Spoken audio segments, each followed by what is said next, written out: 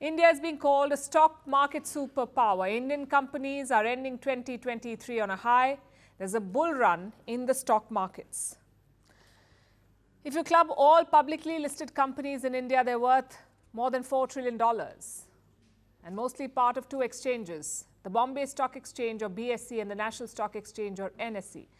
Thousands of companies are listed on these exchanges and they're having a dream run. There is big money flowing into Indian markets. Indian companies have become more valuable. And how do you assess that? Through a company's market value. And what's that? The total value of all the shares of a company. Say there's a company called XYZ. One share of XYZ sells at 10 rupees and the company has issued 100 shares. So 100 shares will be worth 1,000 rupees. That's the market cap of XYZ. But if you want to buy this company XYZ, the price tag is 1,000 rupees.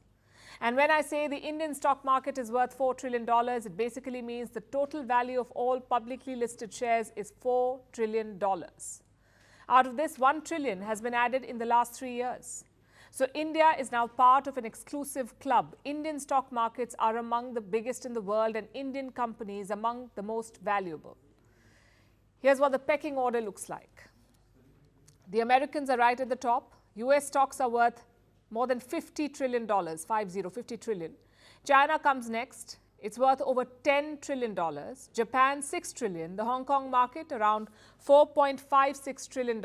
And finally, we have India at $4.16 trillion.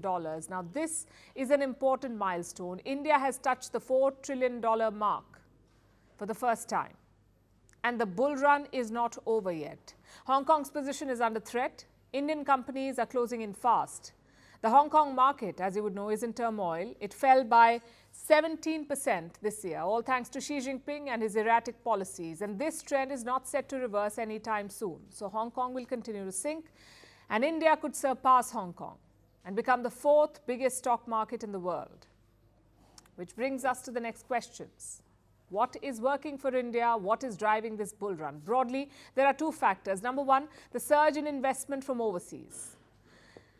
These are foreign institutional investors or FIIs.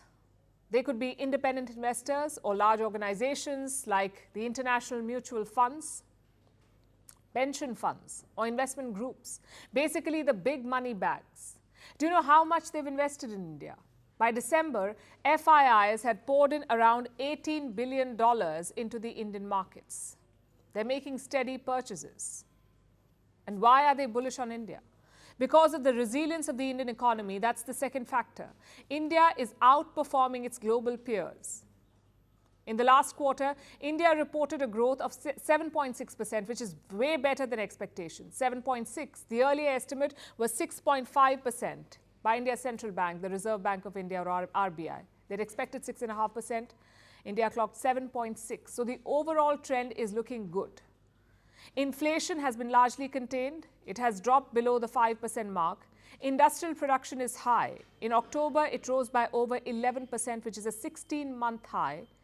And the trajectory looks good. Indian stock markets are benefiting from that. Good growth is good for business, plus leading markets are delivering sluggish returns. For example, returns from US bonds have dropped below 5%. What about US stock markets? They delivered a return of 6%. And how did China perform? Chinese stocks gave a modest return of 2.7%. Compare that to India. This year, Indian stocks have delivered returns of more than 10%. The numbers speak for themselves. This is why India is being called a stock market superpower.